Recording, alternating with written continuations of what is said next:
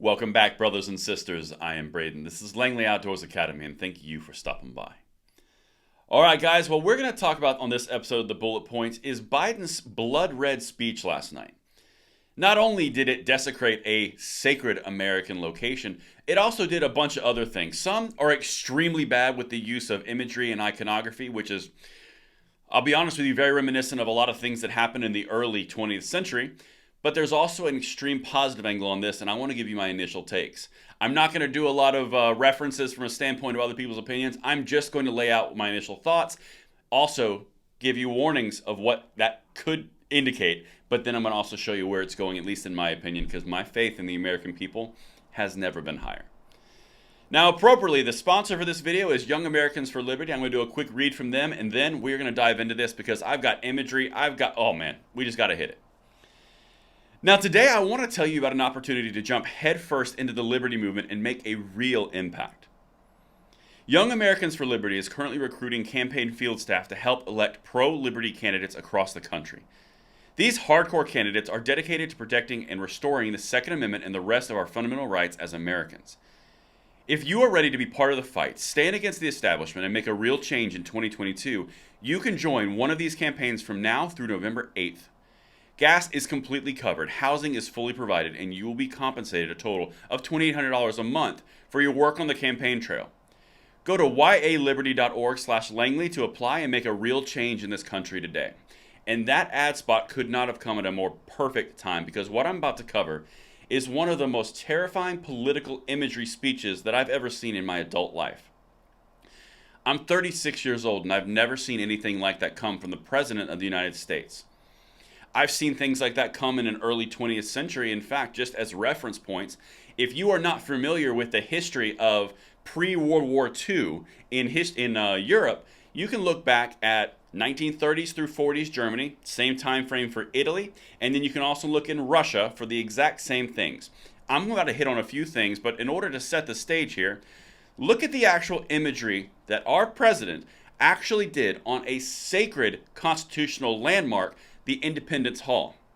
Okay? This entire thing was crafted, orchestrated, and that's why this should give you pause and wake everyone from a slumber if you are asleep. All right, so we've got the sitting president right here on this image. We are well lit. We've got the presidential seal right there, and right behind him is Independence Hall. Now, there's a few things that I want to show you and highlight here. One, the use of blood red imagery. Again, please go back in history. If you were too young to remember it, the internet is an amazing tool. 1930s, we got Germany, we got Italy, we got Russia.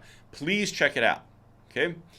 The next thing here is Biden is using emotives. He's using very angry fists. He's using screaming. He is invoking the emotional response of the viewer, partnering that with the impactful architecture with the red lighting. Those are all meant to invoke emotion. They're all meant to elicit a response, whether from your supporters or your opposers, okay? And the part that is the really, really terrifying part is the world's most devastating force for freedom being used in the background with those two Marines. Now, that's the imagery that they set up. And if you think that these things were on accident, nothing here is on accident. Notice the shot is perfectly framed. The window in the top is directly in the center. Everything here is meant to convey an image.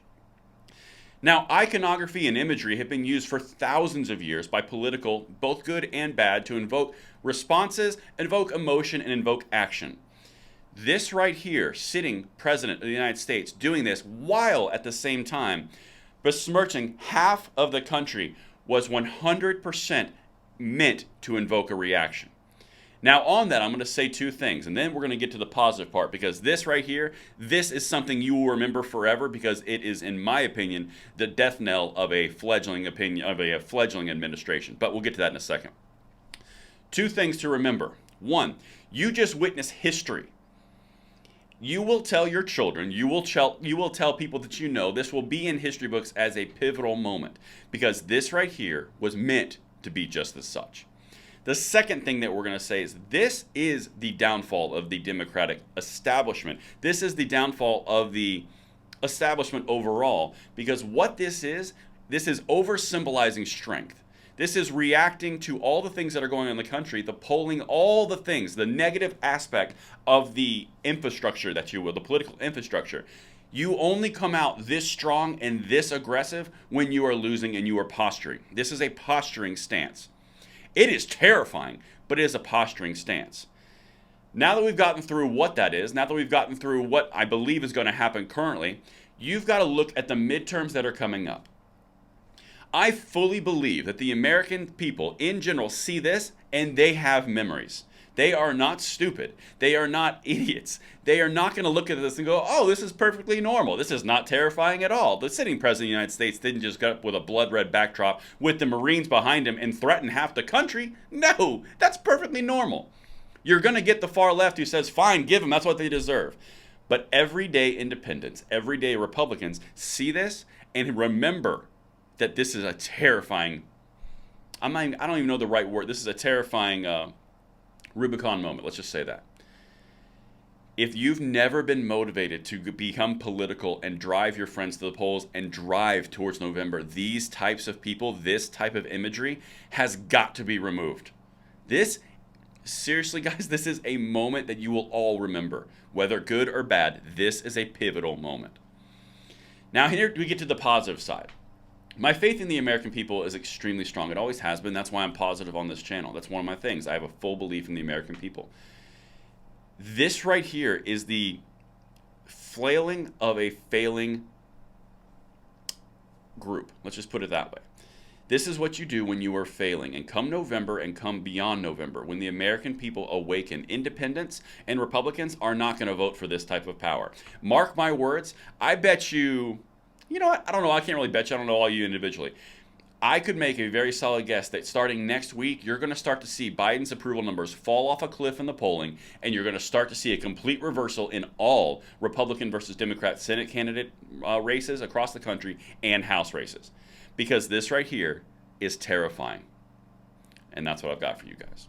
The video was a little outside of the norm. Let me know what you think in the comments below. Did I hit it? Did I not hit it? And I will see you tonight at the 9 p.m. segment.